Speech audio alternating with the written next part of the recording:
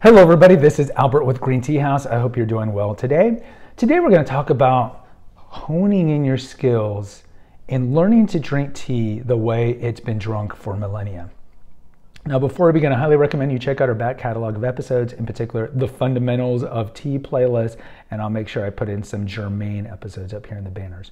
So recently I did an episode on the history of tea, and I think it's important to watch that episode to kind of give you a perspective on things. Like, for example, we think the United States is pretty old because it's 230 years old, but that's a drop in the bucket compared to the human history, just the record of human history. But even like if you compare it to, I don't know, the existence of the British monarchy, which has been around continuously for 1,000 years, the United States is not that old. And if you can, especially compared to in relation to tea, to China, you think China has been a cradle of civilization for 4,000 years. So I think sometimes we lose perspective on what was done in the past and how we're no longer connected to the past. The history is important because by studying history, you just don't learn about where we were. You learn about where we're going, because you can't know where we're going unless you know where we've been.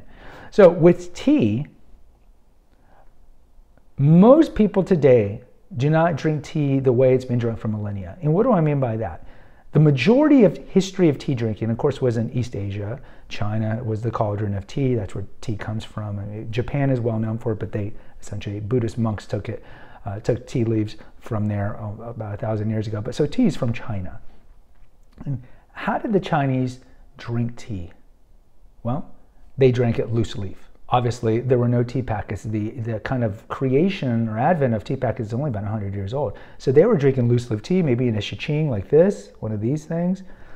And then later on, the Japanese would use a kyushu, something like this. But no doubt, they were using loose leaf tea. The other thing that I think we forget, because we live in the world of tea packets, the other thing that I think we forget is that they would drink it unadulterated as a whole.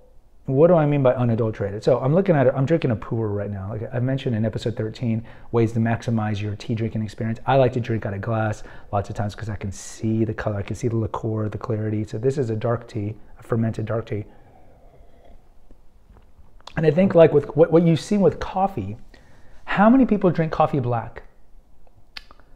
You might be like, I drink coffee, but the majority of people when they drink coffee, they add what? Sugar, milk, cream, whatever it is.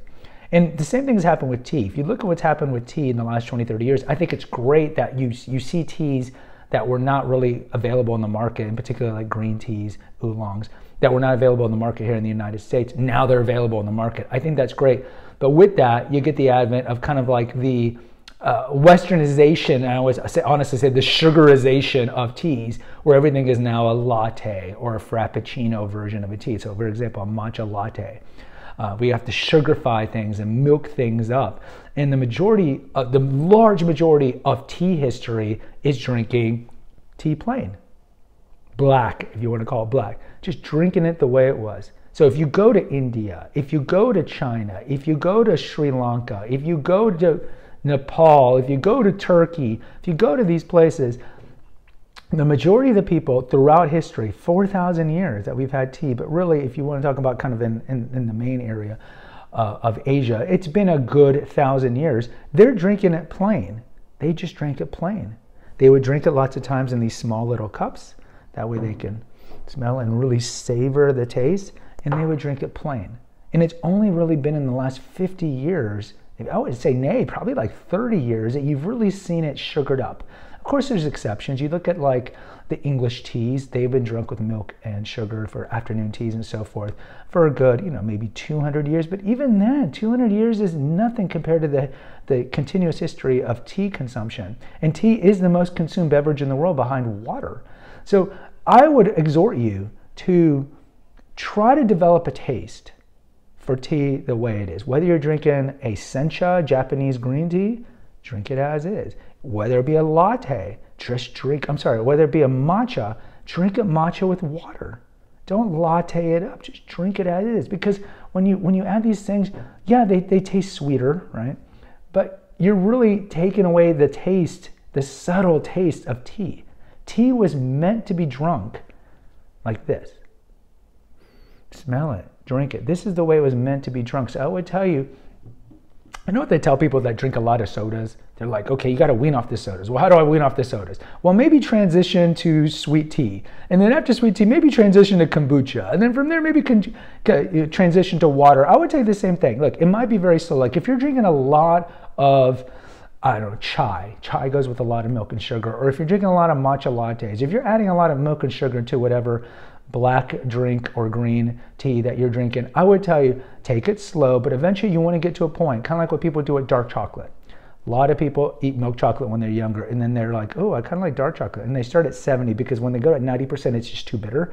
But start at 70, but work your way up. Because with 90% dark chocolate, right, you get very little sugar, and you're tasting the actual cacao, the beauty and brilliance of the cacao.